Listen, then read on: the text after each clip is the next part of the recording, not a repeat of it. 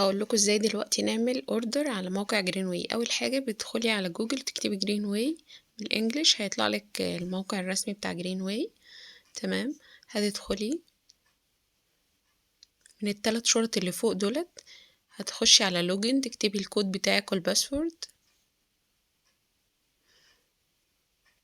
هيفتح لك صفحه جرينواي الاولى دي، هتدوسي على الثلاث شرط اللي فوق وتختاري بقى من القائمه دي. هندخل على شوب، نختار من السطر اللي فوق ده كلمة كتالوج، هنختار all products. هيجيب لي كل المنتجات. عندك كل منتج بيبقى فيه تحتيه شريط اخضر كده مكتوب فيه السعر وعدد الوحدات اللي هي البي في، وفي الوان، لو في الوان منه هتلاقي الدوريات دي لما بتدوسي على الدايره بيجيب لك اللون اللي انت عايزاه. هو دوت، هتلاقي الكود بيتغير مع كل لون. انت بتدوسي على المنتج اللي انت عايزاه. طب لو انت دخلتي على الصوره بتاع المنتج نفسه بيجيب لك كل الصور وتفاصيل المنتج نفسه، وهتلاقي كمان فيديو بيشرح المنتج. المنتج تحتيه السعر وعدد الوحدات، وبتضيفيه على القائمة بتاعة المشتريات بتاعتك add to cart. في الشنطة اللي فوق دي هتبصي تلاقي عدد المنتجات اللي انت بتختاريها بتتجمع في الباسكت فوق.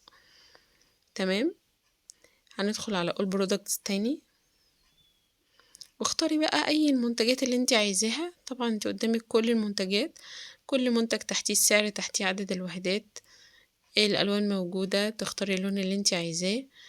اتأكدي طبعا من الأكواد اللي انتي، لو انتي كاتبة ورقة بالأكواد مثلا بتختاري الأكواد اللي انتي عايزاها. هتدوسي على الشنطة اللي فوق ديت، هيراجع معاكي هيقولك دي المنتجات اللي انتي اخترتيها في السلة بتاعتك. هتدوسي اوكي، هيكمل معاكي. لو انتي بقى بيجيبلك لو عايزة تزودي مثلا، تنقصي. تمام. طيب لو انتي عندك هدايا بيجيبلك فوق هنا، لو انتي عايزة تحطي جزء من الهدايا تستخدميه في الاوردر بتاعك فبيقولك يوز البونص، هتحطي قيمة المنتج اللي انتي عايزة تستخدميه. لو مش عايزة خلاص ما بتحطيش حاجة خالص، بتسيبيها ولا كأنك شايفاها.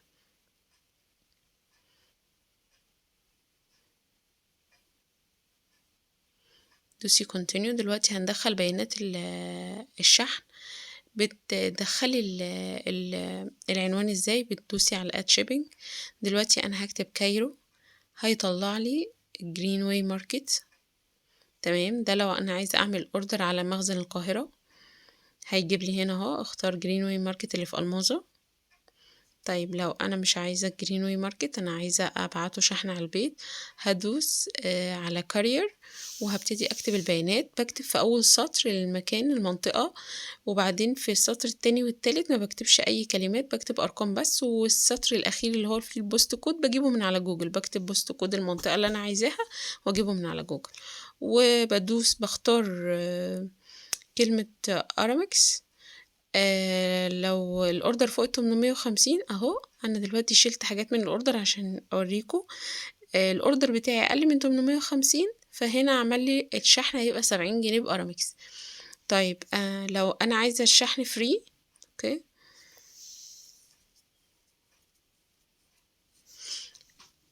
هزود حاجات في الاوردر واعمل الاوردر بتاعي عشان يبقى شحن فري. دلوقتي انا عملت continue عشان اكمل. لو انا عايزة ادفع من الاكونت بتاعي الداخلي بدوس الجزء اللي تحت. لو انا هدفع بالفيزا بدوس الجزء اللي فوق وبعمل payment. هحط هنا بيانات الفيزا وهدوس باي، هيبعت لي الاو تي بي على الموبايل ااكد الدفع وبس، خلاص كده.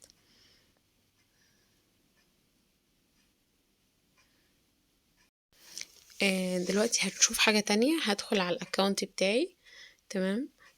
هدخل على ماي اوفيس، هيفتح لي الماي اكونت. انا عايزه اشوف حاجات في الاوردرز، رجع الاوردرز، هشوف ماي اوردر. دخلت انا دلوقتي على ماي اوردر، الاوردر اللي احنا لسه عاملينه دلوقتي. انا دخلت عليه، يا اما هعمل له بيمنت يا اما هعمل له كانسل ذا اوردر. تمام. انا كنسلته. دلوقتي انا عايزه اعرف الاوردر بتاعي، اي اوردر عملته في ماي اوردر، يعني بدخل عليه من ماي اوردر.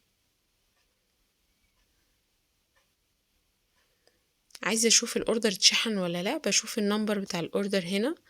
هنا الأوردرات اللي اتدفعت اللي معمولة على الموقع مكتوب قدامها shipping and delivery، الأوردرات اللي ما اتدفعتش لسه مكتوب عليها waiting payment.